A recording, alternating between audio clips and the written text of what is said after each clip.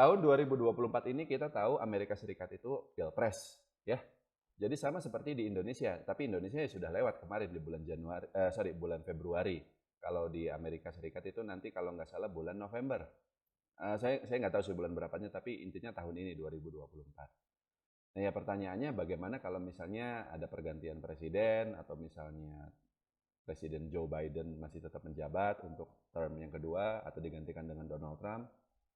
Tapi saya bisa katakan Pak Dhani ya, dan juga teman-teman yang lain, politik di Amerika tidak berpengaruh apa-apa terhadap pasar modalnya ataupun ekonominya. Kenapa? Karena di sana demokrasinya itu harus saya katakan jauh lebih baik dibanding di Indonesia atau di negara manapun. Di sana itu fungsi check and balance sangat berjalan. Kita tahu di sana partai itu ada dua kan, cuman ada dua, Demokrat dan juga apa satunya lagi Pak Dhani? Republik.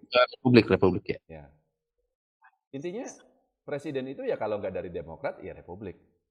Artinya satu partai bisa jadi penguasa, tapi ketika satu partai ini jadi penguasa, partai yang satunya menjadi oposisi. Dengan kekuatan yang sama kuat. Makanya yang tadi saya bilang ada check and balance.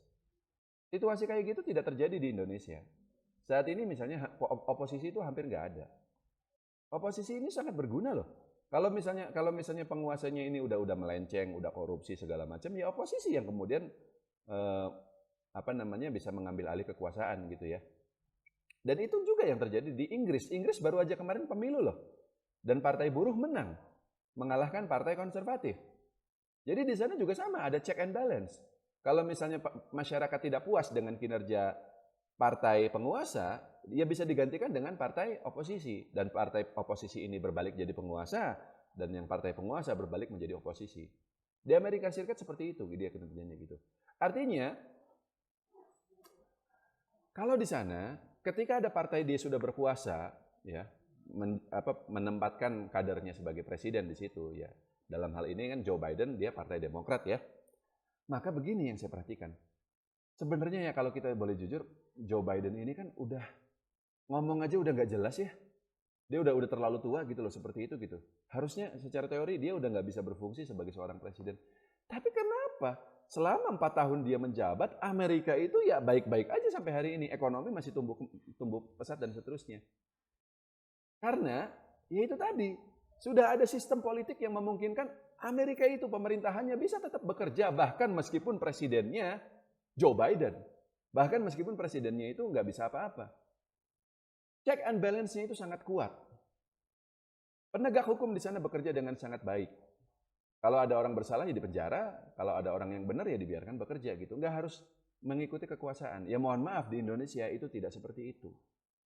Tidak seperti itu. Di sini ya kalau misalnya ada partai yang berkuasa gitu, ya udah, yang oposisi itu nggak bisa berbuat apa-apa gitu seperti itu ya. Kita tidak benar-benar demokrasi kalau di sini, kalau di sana seperti itu. Dan itu satu ya, masalah demokrasinya di sana sudah berfungsi dengan baik, ada check and balance, jadi pemerintahan terus berjalan dengan baik, dan hasil ekonomi juga bisa terus tumbuh tanpa harus khawatir ada gejolak politik gitu loh. Jarang sekali, hampir tidak ada gejolak politik yang aneh-aneh di sana tuh. Kalau ada pergantian presiden ya udah. Waktu Donald Trump itu kalah kan ya dia nggak demo nggak apa kan. Ya meskipun sempat ada kerusuhan sedikit tapi nggak separah di sinilah yang harus demo berjilid-jilid, menolak hasil pemilu dan seterusnya.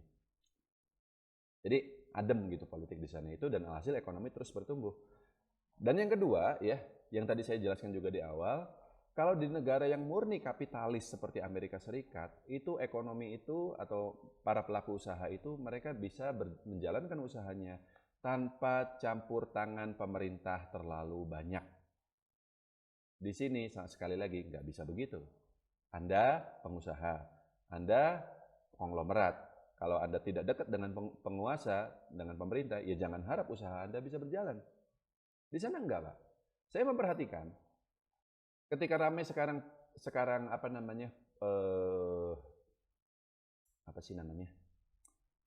pilpres di Amerika Serikat. Konglomerat di sana itu ya mereka punya pilihan presidennya masing-masing loh. Contohnya, Pak Dhani tahu Elon Musk ya yang punya Tesla itu? Tahu lah, ya Ya. kan? Nah, Pak Dhani tahu nggak Elon Musk ini dukung siapa? Apakah Trump atau Joe Biden? Saya nebak aja Trump ya Pak. Betul, dia dukung Trump. Artinya dia dukung oposisi kan harusnya secara teori, karena Trump nggak jadi presiden 4 tahun ini. Lalu apakah bisnisnya Tesla dipersulit gitu? Enggak, baik-baik aja. Apakah dia mau kemarin waktu akuisisi Twitter dipersulit? Enggak. Jadi mau Anda dukung pemerintah, mau Anda nggak dukung pemerintah, Anda bisa tetap berusaha kalau di Amerika Serikat. Makanya ekonominya bagus banget, tumbuh terus gitu. Nggak ada masalah, siapapun yang jadi presiden. Kalau di sini enggak, Pak. Anda punya usaha dan Anda tidak dukung pemerintah, ya siap-siap aja. Nggak bakal lancar gitu usahanya gitu. Jadi terkait hal ini saya pikir ya, siapapun presidennya nanti yang terpilih, entah itu Donald Trump, entah itu Joe Biden, nggak ada masalah. Ekonomi tetap tumbuh dengan baik. Bahkan kalaupun presidennya dalam tanda kutip tidak mampu menjalankan tugas dia sebagai presiden, karena pemerintahannya itu sendiri ya, menteri-menterinya, lembaga penegak hukumnya, mereka sudah bekerja dengan sangat baik itu. Sistem pemerintahnya sangat baik kalau di sana. Cukup ya Pak Dhani? Satu pertanyaan lagi Pak, kalau di US kan dua partai yang Bapak sebutkan itu ideologinya betul-betul berbeda. Yang satu lebih pro tax dan segala macam, yang satu lebih kayak ke sosialis. Yang Demokrat, yang Republik juga beda gitu.